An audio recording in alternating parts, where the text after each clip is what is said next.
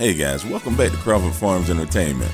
Well, it looks like I got myself into another mess. Last time, I thought Android 18 was cheating on me.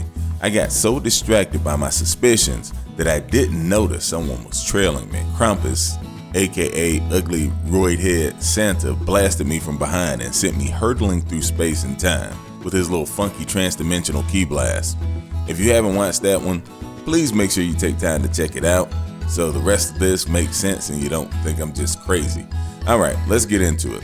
So after Beerus put the screws to Krampus, he spilled the beans on my location, and Bulma had to act fast or I'd be trapped in time forever. Little did I know, Krampus, being a prime dimensional being, had a consciousness that transcended time, reaching into the past. He couldn't alter the future, but if someone found himself flung back in time, he could manipulate past versions of himself for an attack. During my time-stuck predicament, he was in his prime, strong enough to seek revenge for his future self. Fate, or rather bad luck, had it that Krampus from that timeline that I was stuck in tracked me down. Meliodas and I faced off for what promised to be the fight of our lives. Krampus couldn't send messages to his past self, but he could project feelings, and the overwhelming hatred he projected towards me made my situation dire.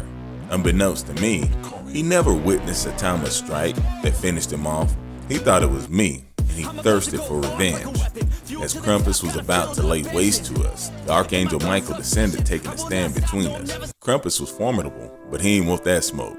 Gazing in awe at the Archangel Michael, I pondered who in our universe could match his might. Goku, Black Frieza, Broly, Vegeta, or maybe Beerus. It was hard to say. Now, Krampus protested.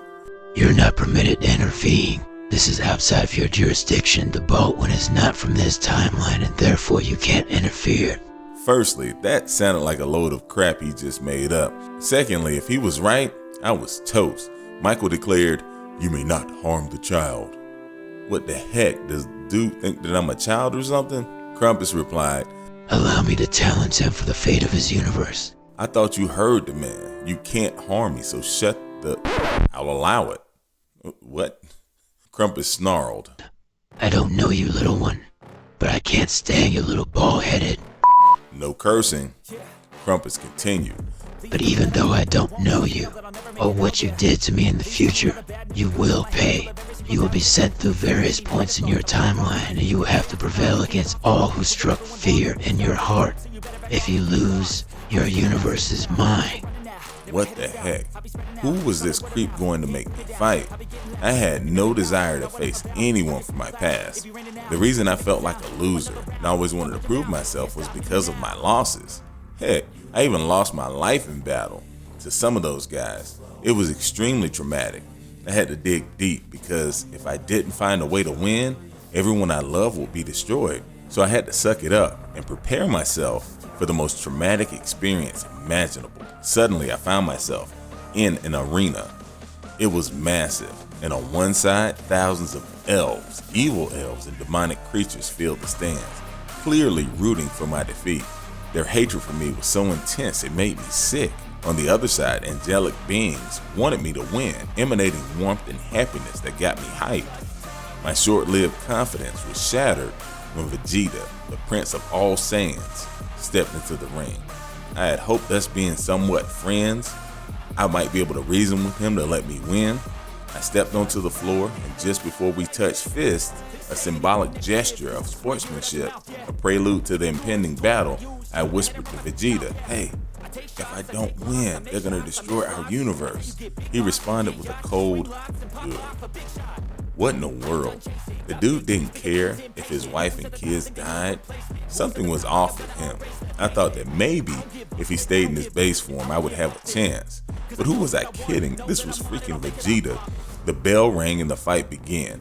Despite not being much bigger than me, he was intimidating. He swung and I braced for the impact, ready to meet my end. But to my surprise, it didn't hurt. The first time I encountered Vegeta, way back in the day, his power level was like 18,000. Mine was just under 2,000 back then. Now mine had surpassed the point where we stopped calculating power levels. By now it was like a billion or who knows by comparison, I don't know. It was time for payback. I cocked back and slapped him. Not a technique, just an open hand smack to the face. Then I tossed him in the air and threw a destructo disc at him. Now this is the funny part, right? So it flew, and I timed it and aimed it just right, so it cut off the creepy little widow's peak off of his forehead. Then on its return, it sliced the top of his hair, giving him a flat top. I teased and taunted, settling the score for trauma he had inflicted on me in the past. The demonic creatures, for whatever reason, they started to cheer. They loved it, and the angels wore this disappointed expression on their face. Looking at Vegeta, I saw deep sorrow in his face. He was ashamed and humiliated. Suddenly, I felt remorse. This was the guy that had killed thousands, possibly millions or billions. Why did I suddenly feel remorse? Thinking back, on the other end of it, he had also saved billions of lives as well. My heart wrenched, and in that moment, I knew how I needed to finish the fight. Vegeta was raised to kill, and he had experienced extreme childhood trauma, always trying to live up to an unrealistic expectation, probably imposed by his father.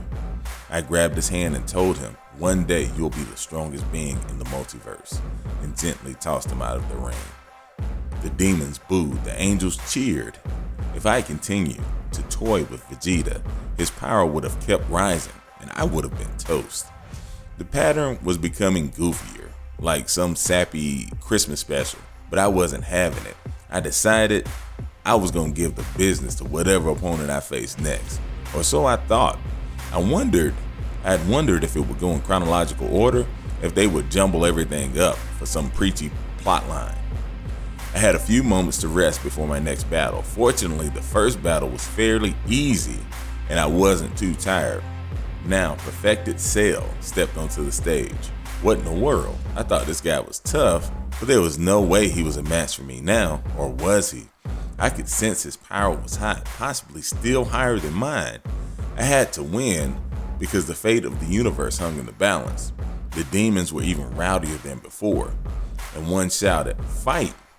With that, Cell came out swinging. I dodged and attempted to counter, but he caught my arm and tossed me, nearly throwing me out of the ring. I had almost lost. He knew all my moves and learned and adapted very quickly. I couldn't toy around with him. I powered up, augmenting my every strike with my ki. My determination had always been my greatest strength, so when I decided that defeat was not an option, I turned it up a notch. I had a plan. I tossed a destructo disc at Cell, and he dodged it as planned. My disc circled back and cut off part of his tail. The cocky little creep let me do it because he knew that it would instantly regenerate, and he wanted to take away my fighting spirit, I guess, who knows.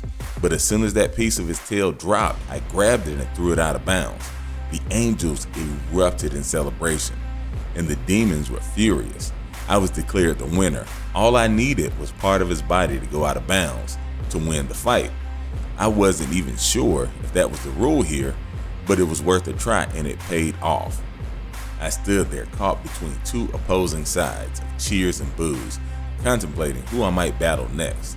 I hoped it wouldn't be something goofy like having to fight a past version of my wife, Android 18. Krampus was ringside arguing with his brother Kringle and Michael. "You bunch of no good cheaters. Why would he have been so scared of those guys? You set me up. I'm telling." Like for real, who was he gonna tell? He was heated, not anticipating how much I had grown as a fighter and as a person. I was starting to realize it myself.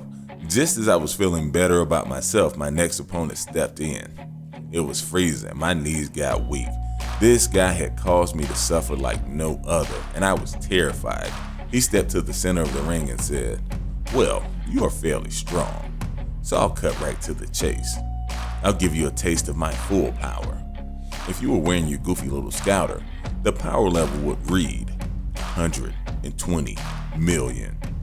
As he said that, it was clear he thought that was going to impress somebody. I don't know what they told him before they pulled him into the fight, but someone should have told him to keep that a secret. And then Krampus was ringside and he said, "What in the world? This guy's weaker than the other one. What kind of crap are you guys trying to pull?" Michael and Kringle sat next to him. The angels started laughing and the demons started booing. Frieza stood there with a look of utter disappointment on his face. It was not the reaction he was expecting. He was not used to being the weakest dude in the room. I knocked him out of the ring in the most respectful way I could think of, a swift kick to the throat.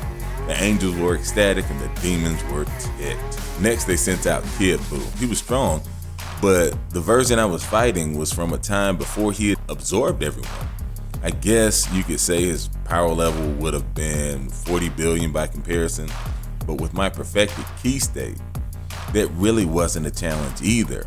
When I was in the Forest of Terror, I was probably knocking on the 1 trillion mark.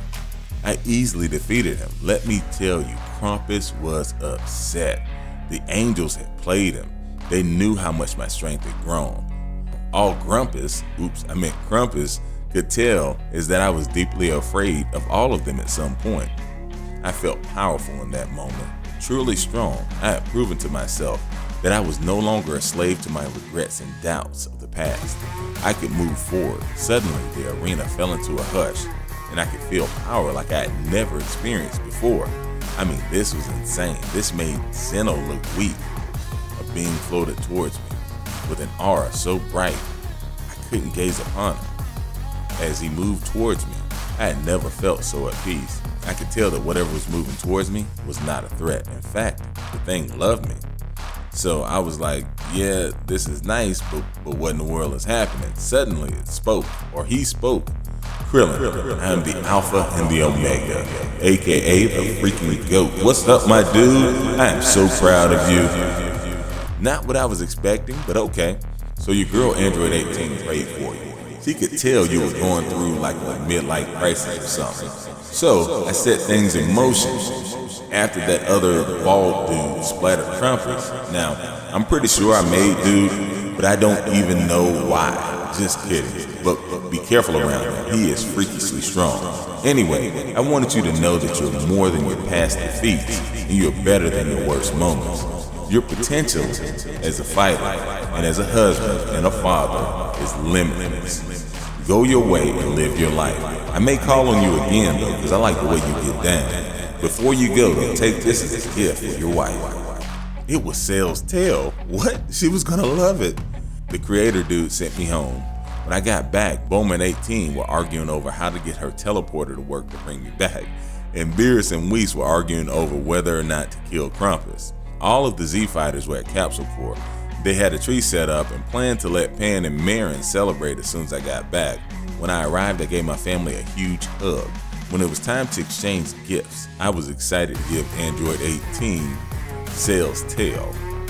And she gave me the shoes that I had wanted. I got Marin a tablet and some clothes. Vegeta's kids, they got pretty much whatever they want because, Bulma's rich. And Pan got what appeared to be a stuffed Piccolo doll. And somebody was telling me, wait, that it was a baby Yoda and a VR headset for training. A VR headset. I don't know what that is. It was a perfect Christmas. Everyone seemed so happy. Everyone, that is, except for Goku. I went over to him and said, "What's wrong, buddy?" Before he could answer, I realized what it was. He could tell that I had been on an adventure that pushed me to my limits. It made me even stronger, and he felt left out. Then suddenly there was a knock at the door. Guess who it was? Yeah, it was Saitama. I was cool with hanging out with Dinos for Christmas if I had to, but I really wanted to fight this Goku guy. Goku's face lit up as he exclaimed, "Best Christmas ever." Indeed it was, my friend. Best Christmas ever. The two squared up and nearly destroyed the planet sparring. Goku, my dude, y'all gonna have to take that outside. I swear, he's like a big dumb kid or whatever. All right, well, Merry Christmas from Crawford Farms Entertainment.